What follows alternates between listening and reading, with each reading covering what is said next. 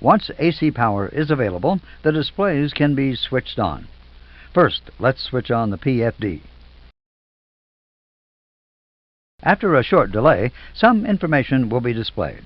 Because there is no data from the Air Data and Inertial Reference System, ADIRS, there are only failure flags showing. Now turn on the ND. Note, the outer knob controls the ND. The inner knob controls the radar.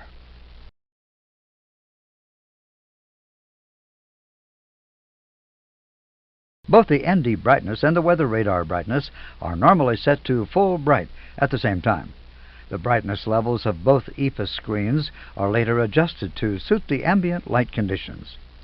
Just like the PFD, after a short delay, the display will be visible but limited to failure flags because there is no data from either the ADIRS or the FMGS. The setting of the ND mode selector and range will depend on the departure profile. This will be discussed in the FMGS modules, but we have already set ARC and 10 miles for you. The choice of the VOR-ADF selectors will depend on the nav aids used for the departure. Now let's look at another selection on the EIS control panel. When the ADIRS system is fully aligned and the FMGS is programmed, the data displayed on the PFD and ND will be more complete. The choice of which additional information selector is used will depend on the departure, but normally the pilot flying has Constraint selected. Select Constraint.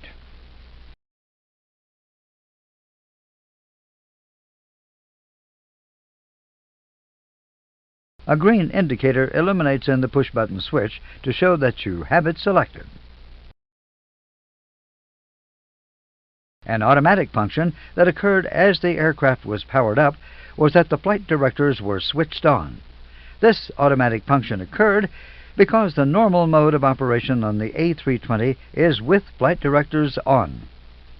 Notice that the green indicator on the flight director push button is illuminated and that there are indications in the top right-hand corner of the PFD. Look carefully at the PFD.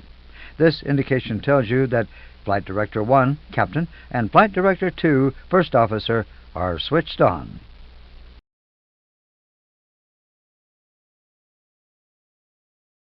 Notice that there are no Flight Director crossbars displayed. This is normal because on the ground they are not required.